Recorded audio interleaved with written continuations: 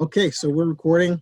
I think we're good. If you don't have any questions, we'll jump straight in. Looking at Go for it. I'm ready. And we can chat afterwards. Yeah, sounds good. All right, here we go. 5, 4, 3, 2, and 1. Our purpose in life is to seek knowledge every single day, then turn around and pass the torch of knowledge on to someone else.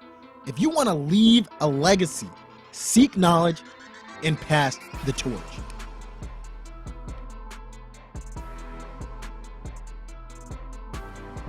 All right, we are on another episode of Pass the Torch podcast, and I have probably one of my closest friends who I haven't even talked to like this, and it's been years, but it has been absolutely amazing to get her on the call and have her as a guest on Pass the Torch podcast. We have Eva Posner, who is absolutely phenomenal, someone who I admired in high school and still do today, only more so.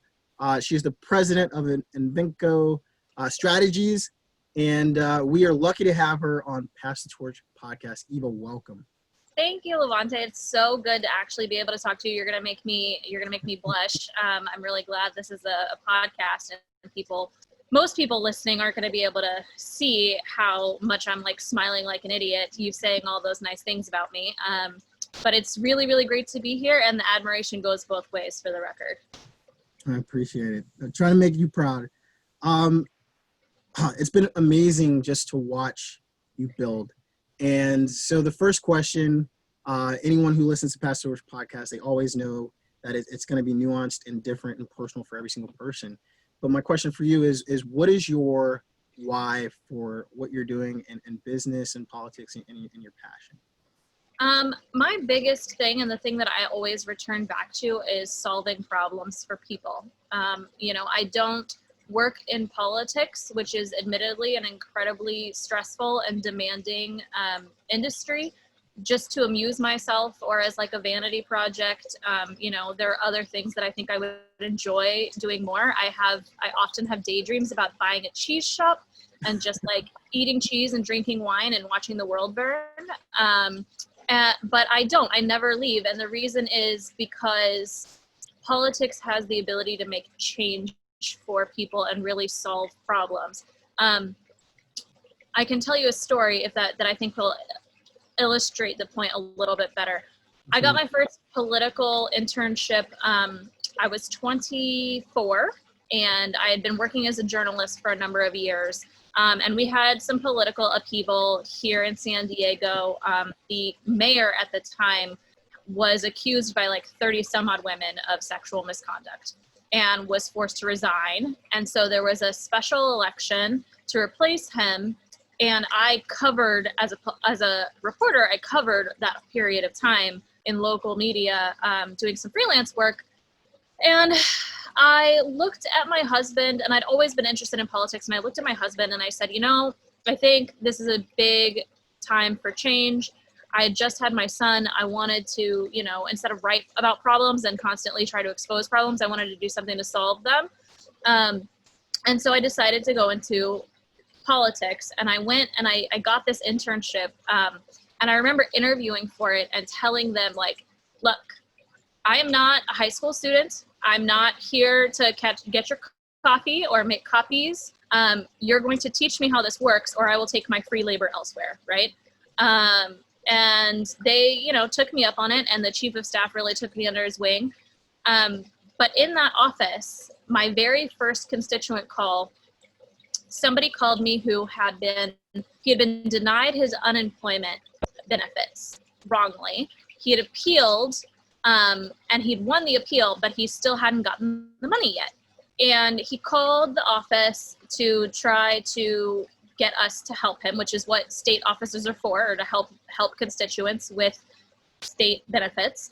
And he's telling me this story, and he's crying, and he's telling me about how he had lost his job. It was in 2013, and the government shutdown had happened. It was really, really bad. And so he had lost his job. His wife had MS. His son had asthma. And he they had just maxed out 2 credit cards to pay their last 2 months of rent and like buy their last thing of groceries. And he was just telling me, I am 1 month away from homelessness. He'd lost his health insurance when he got laid off, and his wife was chronically ill. So they'd used their savings to pay for her medicine. It was really, really sad. And he just said, I need you to help me. And, I didn't really think too much of it at the time. I'm listening to the story. It was very sad, but it's my job. And so I took, his information, and I contacted the department, the unemployment department, which I don't know if people know this, but your state and federal offices, they have backdoor phone numbers and email addresses that they use to get a hold of people. So that's why if you're having trouble getting a hold of a department that you need a service from, you call your elected representatives, because they have a backdoor. Know that, use that, that's what they're there for.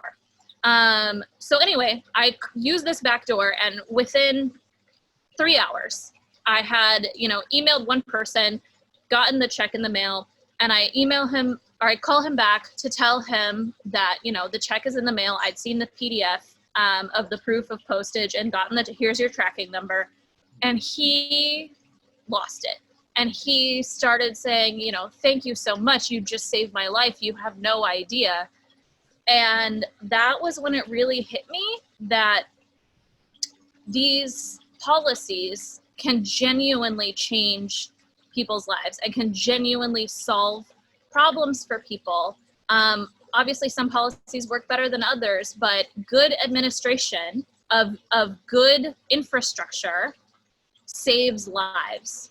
And I hold on to that moment and that conversation when I'm feeling down, because especially on campaigns, I don't get to see the first person change a lot of times. I have to elect people and trust that they're going to make change. But that is the moment that I hold on to, because that man, his life was changed because of this law. And I didn't create the law, and I didn't work particularly hard to help him. I just sent an email. But that policy saved his family. And that's why I work in politics. I love it. No, absolutely. People do not, especially those who are cynical in the process, seem to understand that, especially at the local level, it affects lives. And yes, it might seem boring to certain people. Yes, it's paperwork, it's administration, but that is the kind of work that, honestly, at the end of the day, as you said, it affects people's lives, people's ability to get benefits, people's ability to get medication, people's ability to safely travel and see their families on public transportation because they're not able to afford their own personal automobiles and things like that. Any type of policies that are able to move things along for people, and as we talked about before, it comes down to problem solving. That's what these elected officials are being put into office to do, and it's incredible to see you actually put that to the forefront, and really you've been able to explain it to me in a way where I now am like, wow, that makes sense. Like, no one's ever explained this process to me like this before. It seems like it was always in hieroglyphics, and that seems to have hurt the process. So how did you come to learn this world? You said you went there and asked them, hey, look, I'm not going to just get coffee or anything like that. I want to understand the process. How hard of a curve was that for you to get comfortable with? Yeah, I mean, I'm still learning every cycle. I've been doing this for almost 6 years. I've owned my company for 4 years. I have worked at this point, I'm approaching 60 some odd campaigns in that time. From school board level campaigns with one candidate and no help, all the way up to raising money for the presidential election in 2016. So I've done, a lot of different jobs and a lot of different positions and a lot of different levels. And every single cycle, I tell myself, okay, I've got this. Like, I'm ready. I've got it figured out. And every single cycle, I learned that I do not got this. There's always something else that's going to pop up that I can't control. Like, for example, a global pandemic that I'm going to have to learn to work around. And that is going to change the way the industry works and the way the system delivers results for people. And it's changed immensely since 2014, since I first got in. And so it's a learning curve. I think I kind of hope forever, because that's also part of why I really enjoy it, is because I learn something new every day. I'm never bored. You know, one minute you can be in a meeting about public transportation, and then the next minute you have to write a memo about like pork farming or something. Like it's you have to do this like jack of all trades thing. And I really, really enjoy that. And it's tough to ever pretend that you've mastered it. Yeah. But there is a certain, particularly when you want to work in the industry and in local politics, I obviously can't speak for everywhere. I work in San Diego politics. There's probably some specific forces at work here that I don't know whether they exist in other cities or at other levels of government. But there is a certain amount of access and gatekeeping and, you know, influence peddling that you have to figure out how to navigate. You have to learn how to follow the money. That was the most critical skill that I've ever learned, is to figure out who donates to who and why, in order to power map, you know, where the relationships really are, and figure out where my clients can insert themselves into those relationships in order to build their influence. And then also the thing that I've been really learning in the last few years, well, since 2018, that I really took into consideration, is how much harder it is for women candidates and candidates of color to gain access to these spaces, and to get the traditional influencers to take them seriously and understand that, you know, they can win and make them viable. So it is tough, and it does get easier the more that you do it. But there is always a certain amount of just like having to go back and redo my homework and rethink through all of the relationships that I have and that I'm aware of, and figure out the best strategy to, exert either my influence or my client's influence, or, you know, the party's influence. I'm the consultant for the San Diego County Democratic Party, and, you know, having them insert themselves in certain situations. So I don't know if that really answers your question, except that I don't feel like I've ever mastered it. But it takes a lot of determination, and there are definitely barriers to entry that don't necessarily need to be there. You know, I did take an unpaid internship at the age of 24. Not everybody could do that. I'm very lucky that my husband made enough money that he could support me while I did that in order to get my foot in the door. I sacrificed my family for the better part of 3 or 4 years, essentially. My husband was a single father. In order for me to be in the campaign office, my first election cycle, I worked from March to November without a day off. Wow. 7 days a week, for very little money. I got paid essentially just enough to put my child in childcare. People have to, in the traditional model of campaigning, people have to sacrifice the rest of their life in order to get their foot in the door. I'm working on changing that, but it's because it's not fair. It's part of why our government and our representatives don't look like us. They don't look like the rest of the country, because who can afford to take that kind of time? Who can afford that kind of sacrifice? You know, who can take these unpaid internships, and who can, you know, not take care of their kid for 3 years, essentially.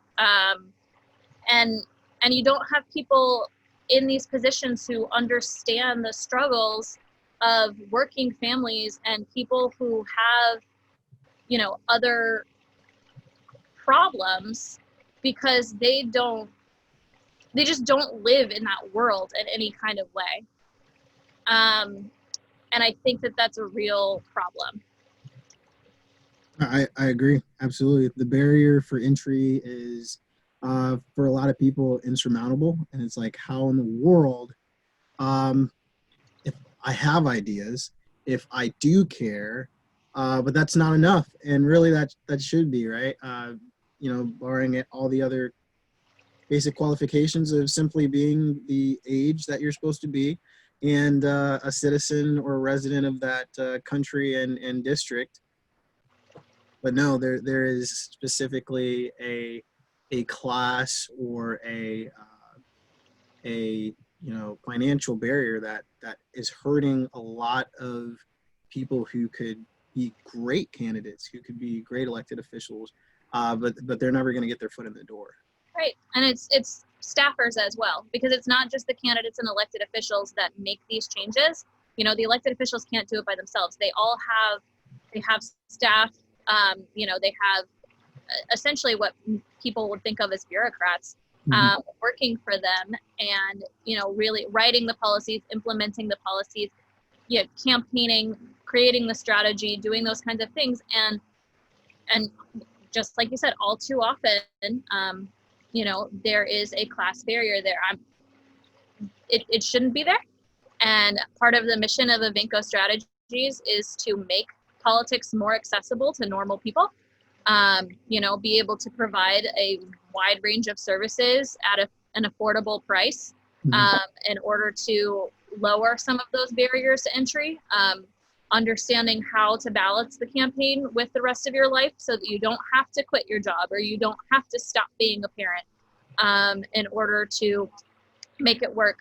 And understanding even, the size of the office you should run for to fit your lifestyle so that you can get your foot in the door and can, start making change without having to quit everything and run for Congress, because some of these campaigns are full-time jobs, but some of them you can essentially file for office and walk onto the ballot. And having people understand that and being able to guide them through that process makes me feel really good.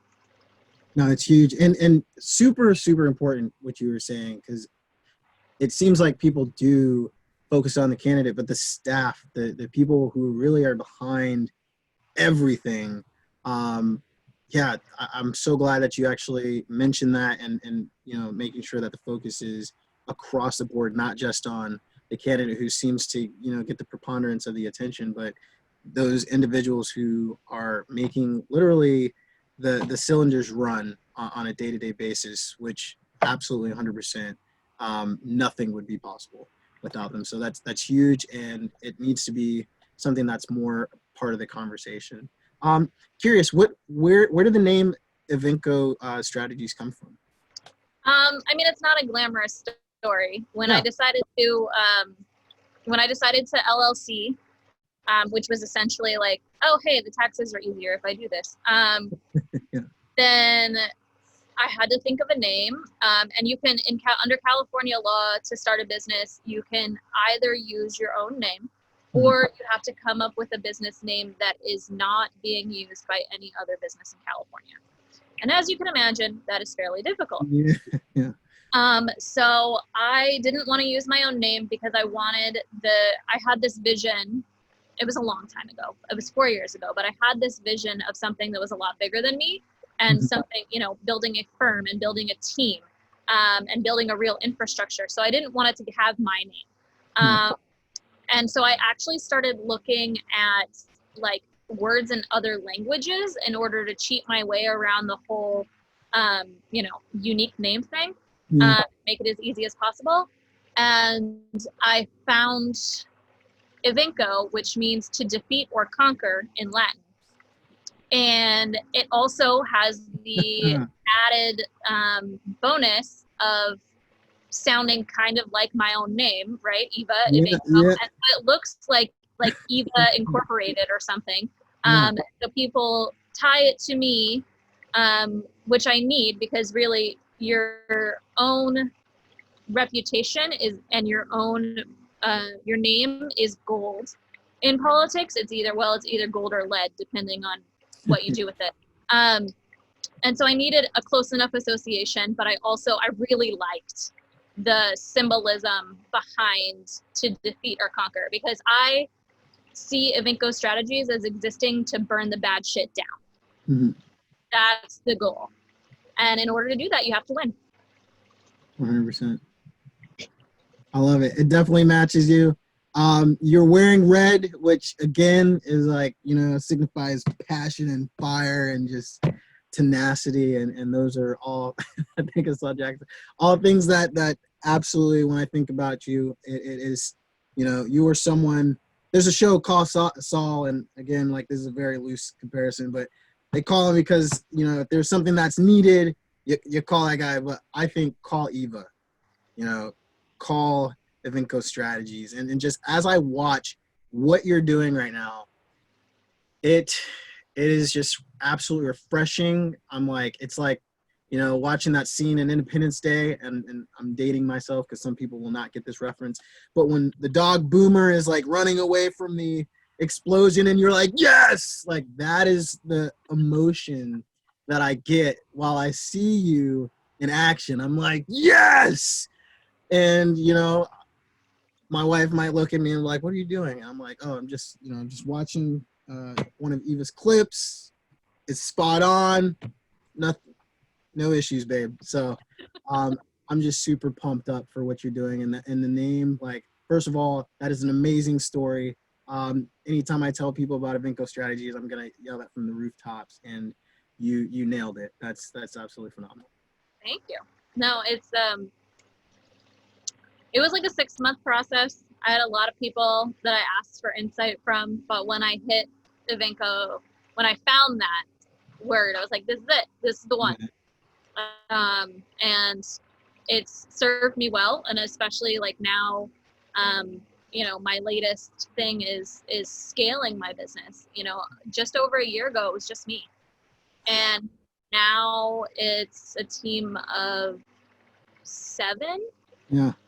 3 full-time people, a part-time person, and 2 interns. And my interns are paid.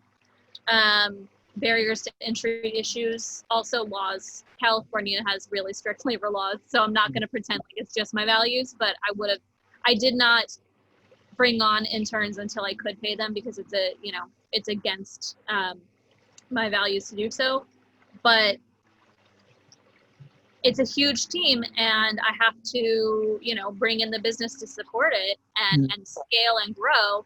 And in order to do that, you have to do marketing and sales and advertising and all of these things that I had, no idea how to do until a couple of months ago. And now I have like a brand Bible and all these things. And so I've really gotten to get in touch with what Evinco means to me, and what our mission is, and, how we're going to achieve it, and who I'm here to serve, and that has been really motivating. Yeah. Really helpful to lean into, because now this vision that I have had for, the better part of 5 years is finally starting to really come to life, and I can really lean into it. And I've also got a great team who believes in it. Yeah. And helps me every step of the way, not just to deliver really high quality work to our paying clients, but also to demystify it, to do political trainings, to do, give advice to candidates when we can, or people who are thinking about running, and also to do the business development work that really allows us to scale our vision into something bigger. I love it. And I know that just knowing you and seeing the work that, your team's incredible, and I'm super excited. My team is incredible. My team is freaking awesome. I love these people. They make me so proud. Honestly, I could spend an entire podcast talking about how insanely lucky I am to work with the people I work with. I love them. They are just, they make my vision come true, and I can trust them to do that. How can you not love that? They're incredible. It's not just You who's lucky, Eva. It's also the people of California and democracy as a whole. I'm going there. I'm going there, and I'll be careful. Going. I'm going completely there. I'm curious. What role, especially like you're breaking barriers. You are going against the grain. Has mentorship played or not played on your journey as you've built up Evinco? Um, I mean, how much time do you have? Like, Let's do it. I mean, I don't really think. Okay, hold. This is why we can't go live. No, Jackson, you're good. Jackson, I need you to not dig right now and do things that make noise. You can run around and stuff, but that makes noise and that makes noise. Basketball makes noise. I'm on the radio, dude. Oh, okay. Thank you. I love Sorry. it. No, let's go. Do you want to just ask the question again, or do you want to? I don't know how you want to sit there. No, you're good. Yeah. What role do you think that mentorship has played, or maybe like I didn't really have any mentors. I had to figure this out all on my own. There was no real person or organization I could look to. Just curious if there was like a strong force that was able to assist you as you built this, or there wasn't that, but with the the awesome team that you have, you've been able to forge ahead.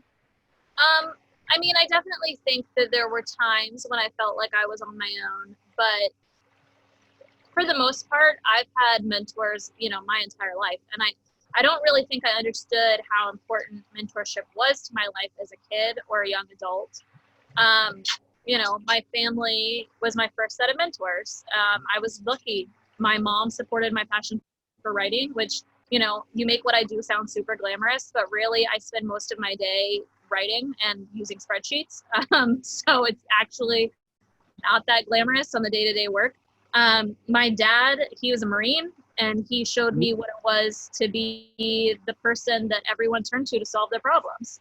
And I idolized that position that he had it at work and in our home, where everyone turned to John Betts. And I wanted to be that person. My grandmother taught me to not apologize for being a woman and also being the most powerful person in the room. She was a force to be reckoned with, and didn't care how it inconvenienced people. And I loved that, that example. And I had teachers who really took me under their wing too and kept me safe and motivated.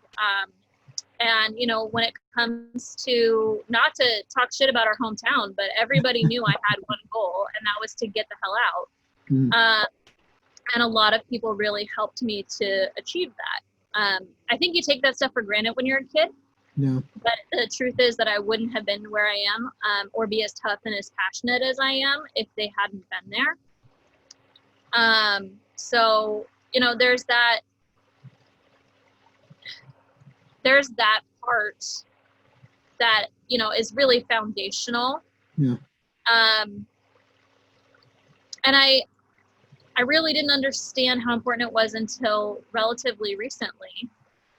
And I have had people essentially since my first chief of staff, right? When I took that first internship, he really took me under his wing, and he saw that I had good instincts and that I would work really hard, and he, helped me navigate. He let me in the room. He gave me work that most interns don't get.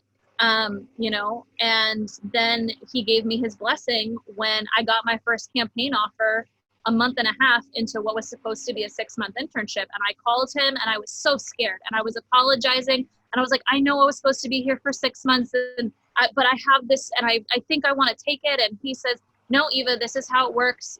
Go do it. And he had been a really big force. I actually had, oddly enough, my son's nanny had been a Democratic activist for, her entire life. And so she was in my home taking care of my kid and cheering me on,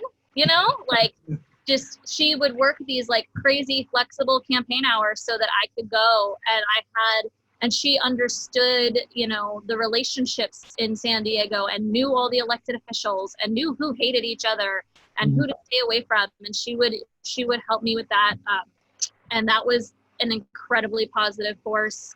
And then, you know, I did find myself about 3 years in feeling like I didn't have anybody to help me figure out where to go next. And I recognized this gentleman, his reputation. I think I'd met him once before that, and I asked him to go to lunch, and I just sat across the table from him and didn't know him at all and just said, I want you to be my mentor. And he looked at me like I was insane. But he did it. He invested time and effort and historical context and strategy help into me for a number of years. And, you know, was really, really helpful. And then I have people, I had campaign managers that I worked with who were instrumental, one of which was actually in my wedding. She was, you know, an incredible person in teaching me how the infrastructure of a campaign is built, how to manage it, how to manage the candidate, which is a lot of times the hardest job because you're trying to lead a leader, right? You're trying to manage someone who by the decision to run for office obviously thinks that they know best, and a lot of times they do, and so you're trying to manage that person, and it's difficult. And she was critical in teaching me how to do that. And then now I have a consultant that I work with on the daily, and I don't even know that he knows that I consider him a mentor, and I probably will never tell him because he's a little gruff and he just doesn't need to know. But I've learned a ton about how to be a consultant from him, and no one ever really taught me how to be a consultant. There's not like a degree you can go get. Like, you can get a political science degree. It's not going to teach you how to run a campaign. It's not going to teach you all the ins and outs of the infrastructure that you need to consult on campaigns. And so no one ever taught me how to do that. And I learned a lot of it by just, you know, making mistakes, winning and losing, and then figure out, okay, this works, okay, this doesn't, and just flying by the seat of my pants and going with my gut. And I did a lot that way. But when I started working with him, and you know, he would give me assignments, and I would be like, oh, this makes so much sense. And so I learned a ton from him, and I enjoy working with him because of that. Yeah. And then I have a business mentor, like a business coach. Mm-hmm. So on the business side of things, because I became a business owner on accident, you know, I didn't really mean to. I just wanted to get paid to play politics, and you know, and then I didn't really understand how the business was separate from the politics for a long time. And this scaling thing is hard, and it takes specialized actions and specialized knowledge. And I mean, I had to pay for it, but my business coach is amazing. And I think, it's a coaching team, and they're incredible. And, you know, I know for a fact that Evinco wouldn't be headed in the direction that it's headed as fast as it is if I didn't have them. So I'm really, really lucky to work with incredibly passionate people who want to solve problems every day. I'm surrounded by political candidates. I'm surrounded by activists. I'm surrounded by, you know, journalists and elected officials. And there are people who set out every single morning to change the world. Yeah. And so I get to feed off of that in one way or another. And it can be kind of scattered sometimes, but I learn something every single day, and it's great. I love it. Yeah, and it's, you know, all of those individuals you talked about. It's like in the teams, they gave you assignments, they talked through problems with you, but again, something that is consistently something that I always emphasize is that you did the work. And that's what, you know, mentorship is never about the mentor doing the work for you. It's about them allowing you to exercise those muscles, so that you can again get to where you need to be. So I think that's phenomenal, and that's something that encourages me about mentorship. Yeah, no, it's really, really great. And I think it works that way on campaigns too. A lot of people think that if they hire my firm, that we're going to do everything for them, and then they're never going to have to worry about it again. And like, it's going to make running for office so easy because we're just going to give it to them on a silver platter. Eva's got it. Yeah, Eva's got it. Eva does not got it. You know, I can't be the candidate. There are certain things I will handle everything, you know, that I can. Mhm. And there are a lot of things on campaigns that candidates shouldn't deal with. Yeah.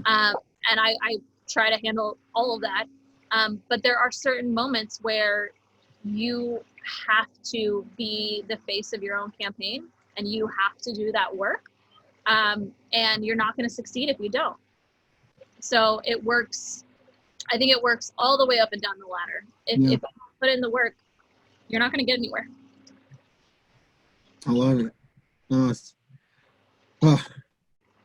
If I'm sitting here, right, and I'm like already, you know, notebook is fully black now because I've been listening to all the fire and knowledge that Eva's been putting down, and someone says, you know what, I would love for Eva to be my mentor. What would you say to that individual? What would kind of be that expectations? Who are the type of people you mentor? I know that's like 3 separate questions, but what is the ideal mentor-mentee relationship look like to you? Right. Okay.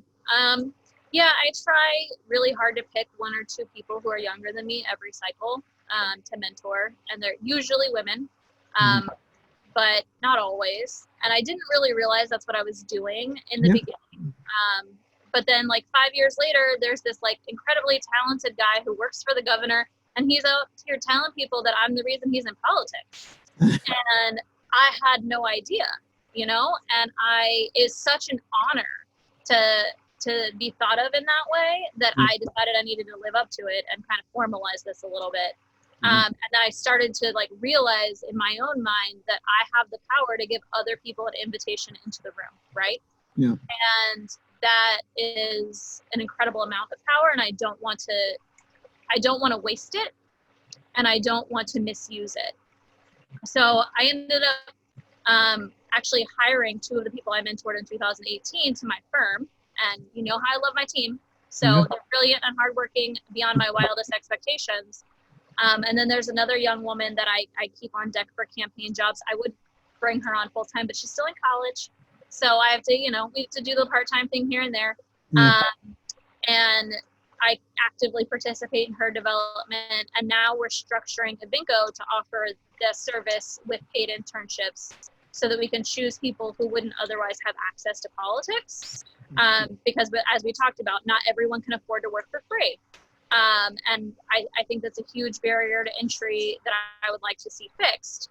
And so I'm trying to really formalize this process some. But the biggest thing for me is I need to see that you're not in it as a vanity project. I have no interest at all in people who just want to be elected officials because it's some form of celebrity, or people just want to work on campaigns because they think it's going to help them run for office. I hate that. It drives me insane. There are enough empty suits in our government. I do not have time for you. Go find somebody else. And then I really want them to have something that just makes them so angry. There's just some problem that just like lights a fire in them and keeps them awake at night that they want to solve. And that they're willing to put in the work. I will give anybody a chance, but when I give you something to do and you don't deliver, I'm not going to keep investing in you. Like my biggest pet peeve is a blown deadline. And I think it's because I was a journalist, so deadlines were everything. But I hate it when I give someone, something to do and they don't do it by the time they committed to doing it. It drives me insane. So I have high expectations of people. I'm not going to pretend that it's easy to live up to. But I also try really hard to be encouraging and empowering and to provide the structure that they need to, make sure that once they do that deliverable, once they, they go out and have that meeting I told them to have, or they, do the, answer the little questions that I gave them, or maybe it's an assignment for a candidate. I need you to write a press release, or I need you to make these phone calls. That once they do that, they see how that work is being used in the larger political infrastructure. Absolutely. It's not just you give me this copy and then I give it to the candidate, and they never know how it's being used or why. And I also like to make sure that I give people credit for the work that they do. So I will tell my candidates, my intern did this for you. I don't take credit for it. I want them to see who's doing the work, because it's really important for people to not only have the monetary value in their work, but also to have the power from being seen as competent is an incredibly powerful thing, because there aren't a lot of people who, frankly, will deliver high quality work on time. And if you can do that consistently and people can count on you, they'll come back to you over and over and over again. 100%. No, what you're doing, what you're building, it's I mean, to me, I'm super biased, but that's like why I created Mentorch in the first place, and I'm trying to break the barrier of connecting people like you, because you're in this great sphere of influence in California and with Evinco, and I want even people who are on the East Coast to see your example and be able to follow that, and the example that the people who are on your team, they're also, because they're doing this great work, now they're starting to be able to, in their own right, be able to be examples for other people to follow too. So it's this force and this ripple effect in a domino, effect that, it's a good one that we want to create, because we all know the bad domino effect of not wearing a mask in this climate today, right? Like, that's bad. And I won't, the comment section is probably going to be filled with issues, but I'm not debating that. That's bad. But what the good is that if we can, go out there with a mission and try to build and better the lives of those around us, and each and every single person, I'm only talking about Evinco strategies right now, just within your team, people like me and other people who are trying to learn about policy strategy, trying to learn about campaigning, trying to learn about how do I get involved in being a active part of my democracy, even if I'm not on the strategy team, even if I'm not the candidate. I just want to know, and they get to watch what you're doing. That changes the game absolutely forever. It's not behind this, crystal ball or this room that, you must solve the labyrinth before someone lets you in, which door is telling the truth. You're demystifying it. I know I have horrible analogies. No, that's fantastic. I enjoyed that imagery. Have you seen Hamilton yet? I haven't. I've seen a bunch of clips, but I haven't seen it. So first up, you have to do that. I know. It's so good. But aside from that, there is an entire song. So the people who are more cultured than you, who are listening to this and will understand my reference, will understand there's this entire song that Eric Burr sings in the play about the room where it happens. And the deal that is struck between Alexander Hamilton and Thomas Jefferson and James Madison in order to get a federal bank and also move the capital of the United States to Washington, D.C., which is like a deal that we, read about in history class. Picard definitely taught me this, but never really thought about what that moment must have been like from like a human and political element, and politics is history in the making, right? That phenomenon of the room where it happens is a real thing. Luckily for the world, instead of having like one room like we did in 1770 whatever, There are now hundreds of rooms, thousands of rooms where different decisions are being made. Yeah. But there is an access issue to getting into that. Mhm. However, I don't think that what I lovingly call normal people, because I am not normal, I am obsessed. So that's, that I have a whole tunnel of the way I look at this, but Yeah. I don't think that normal humans understand their power in the process and how much power they really do have if they choose to access it and to exercise it. Candidates cannot get elected without votes. They Mhm. can't get elected without donations. They can't get elected without volunteers. They need everyday people to fuel their election. And re-election is not a guarantee. Right. Last cycle, I had a candidate who beat the sitting city council president, who was backed by, every institution in town, the party, the chamber, labor, everybody and their brother was backing this person who was the president of the city council and therefore like set the agenda for the city council. Which in America's, eighth largest city is a pretty powerful position. Yeah. And we won by like 12 points. We beat her. And it was because normal people in her community were dissatisfied. And normal people, you don't have to have the most money, you just have to have enough money. You don't have to have the biggest infrastructure, you just have to have a solid strategy and some dedicated volunteers.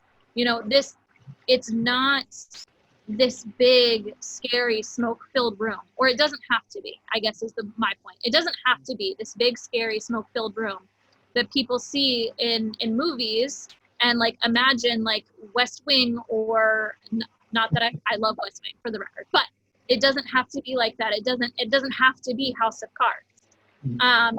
And I think it's really important for voters and donors, and I mean small dollar donors. I'm not talking about the people who like the Koch brothers who give millions of dollars. Like, we are not all of those people. But it's really important to understand the power of your $5 or the power of that phone banking shift that you're volunteering for to reach out to these voters, because everything comes down to an infrastructure and an algorithm and a formula. There is a formula for running a campaign, and normal people are 99% of that formula. Absolutely. And I really, really wish that people understood that better. And I'm doing my damnedest, but there's got to be more people, and we're electing more and more firebrands, more and more people who are not your, normal Harvard graduate, skull and bones, third generation political dynasty. More and more everyday people are getting elected, and as people see those examples, they are becoming more active. But I mean, frankly, in my view, our democracy is on the line, and I need people to catch up a little faster. Yeah, sense of urgency. Absolutely. No, obviously impressive. The work that you're doing, just absolutely phenomenal. What do you consider some key resources that you personally use that keeps you on track, or that you attribute to being able to be successful? So I really cannot overstate the value of my team, surrounding yourself with people who are smarter than you, better than you. I'm not the boss because I'm the best political operative. I'm the boss because I was in a position in life I could take a financial risk. That's it. And then I hired people who are incredibly brilliant and creative in their own right, and I'm able to, give them entire campaigns and only really tune in when there's a problem that needs to be solved, or, they need to brainstorm something, or they need an extra resource or something like that. I don't have to pay attention to every single detail every single day. And that is really allowing me to focus on the business side of things. And then also So investing in your own team and making sure you're surrounding yourself with people who can push you to be better and give you the freedom to follow, you know, whatever it is that you need to do to build your vision, right? And then also my business coach, and they're like, I had no idea. You know what a pro forma is?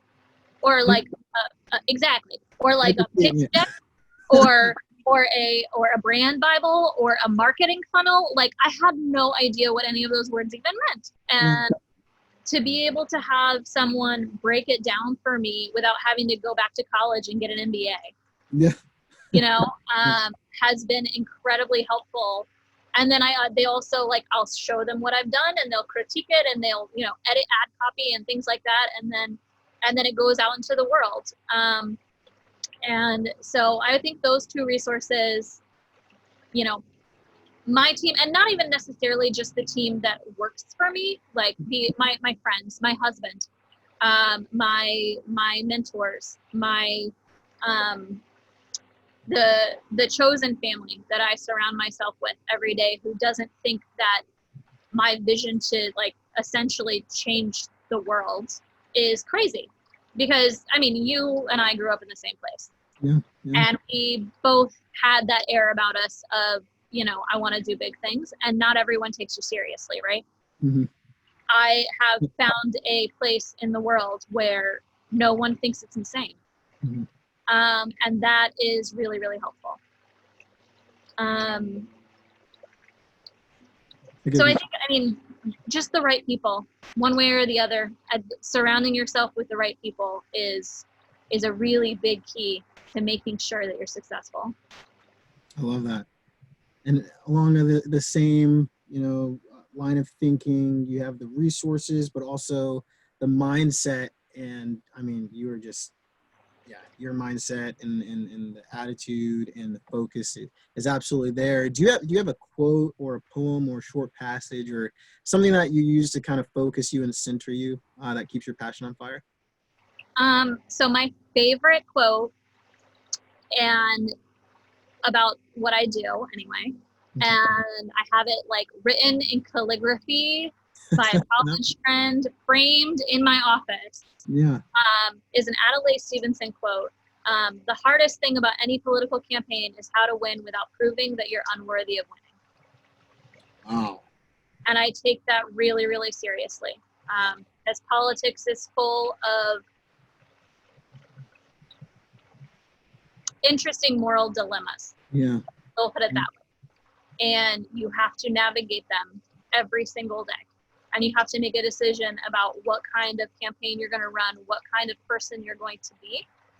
And it's probably the thing that I battle with the most, is trying not to become the person that this industry rewards, which is dishonesty and, you know, shady dealings, corruption. Those things that people see in newspaper articles, they're real, and humans make that decision. Not everyone, not all politicians are corrupt. I work with very lovely people. I know a lot of really amazing elected officials and staffers who are genuinely working their hardest to make life better for people. But I also know a lot of people who lie and cheat and steal like it's second nature. And, you know, they do that to get ahead, and they wouldn't if it wasn't rewarding, you know, and it is to an extent. And staying in this industry for a long period of time without falling into that trap of making shady decisions that you don't feel good about, and figuring out where that line is and how you can look yourself in the mirror in the morning, is an ongoing struggle. So I really, really focus on how to win without proving that I'm unworthy of winning. I love that. That's good. We have gladiators like you out there who are holding yourself to that standard. That's huge. There's a lot more of them than you would think. I'm not alone. I don't even think I'm in the minority. I think most people get into this work for the right reasons and stay in it for the right reasons. And I know that the crazy is really, really loud right now. Yeah. And there's a lot of pain and hate and vitriol, and it's a scary time, and a lot of people are being hurt. But I hope that people can take solace in the fact that there are thousands of people out there who are just trying to solve whatever problems they have the power to solve, and just focusing on how can I make the world a little less scary and a little less painful for a handful of people today, and doing the most good for the most people and with any decision they make. Most people who do this work do it right. Absolutely. Definitely. And you and your team are proof of that. I love my team. God, I love my team. Well, we've arrived at the time in our program. It's gone by extremely fast, and I'm just like soaking up every single word you're saying. And I know there's a lot of people, especially in the climate that we're in today. If you weren't taking notes, you're crazy. But the great news is this is a podcast, so you can go back and press play and press pause and listen segment by segment, so you can absorb every single gem that Eva put out. But we're going to give Eva a minute, and it really doesn't even have to be a minute, to pass the torch and leave a legacy. In this part, we talk about a mentor who is a person who's achieved a level of success that we desire and can effectively guide us to success as well. Based on the success Eva, that you've achieved at this point in your life, if you could pass the torch and leave a legacy message to your former self or anyone else in a similar situation, how would you pass the torch? I would say, don't let people teach you or make you believe that you don't belong in the room. That's the biggest thing, is there are a ton of barriers that are put in place that make you think that you have to have a certain amount of money, or be a certain gender or a certain race, or work in a certain industry. You need to be a lawyer or a doctor. You need to have a political science degree. You need to have dedicated your entire life to politics to climb the ladder. You need to have lived a certain life and a certain story in order to be seen as influential or viable, or be able to make change, either as a candidate or a staffer or a policy person or whatever. And it's all bullshit. And you need to understand that as long as you are focused on your why and the problem that you are trying to solve, that you belong in the room and your voice deserves to be heard, and you do not give up until you've been heard, until they've heard you, until that issue is being taken seriously. If you're advocating for your community, if you're showing up and doing public comment, if you're writing letters to the editor, or you're, calling your city council person to report a problem and they're not listening, if whatever it is you are trying to do, even if it's just live your everyday life, wish that you didn't have to hear about politics every day and cast your vote on election day. You need to understand that your voice matters and that you have more power than you know, and that exercising that power is your right as an American, and you can't let people take it away from you. And you can't let people convince you that it doesn't matter, because that's how they win. They win when you give up. 100%.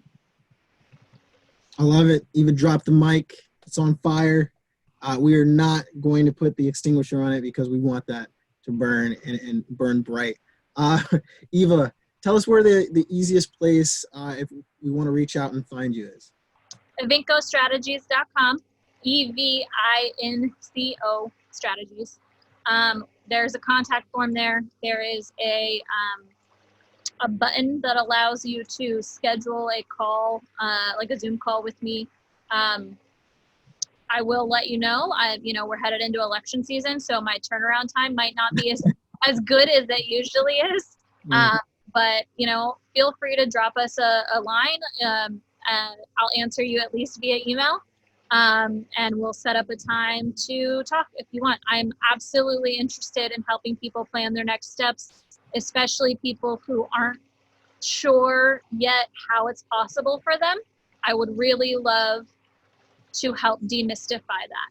If you do not fit the stereotype of what you think a politician should be, but you know that you can solve a problem for people in your community and you want to try, reach out to me and I will help demystify that for you. And she's not kidding. I'm someone who's already been following along, and it's been insanely insightful, informative, and valuable information. So if you're not checking it out, you are only robbing yourself of some amazing knowledge on a weekly basis. It's pretty phenomenal. That is all we have, folks. But don't worry, you can follow Eva and continue to watch the journey. This is it for today's show of Pass the Torch podcast. This is Levante Santos and Eva Posner reminding you to seek knowledge and pass the torch.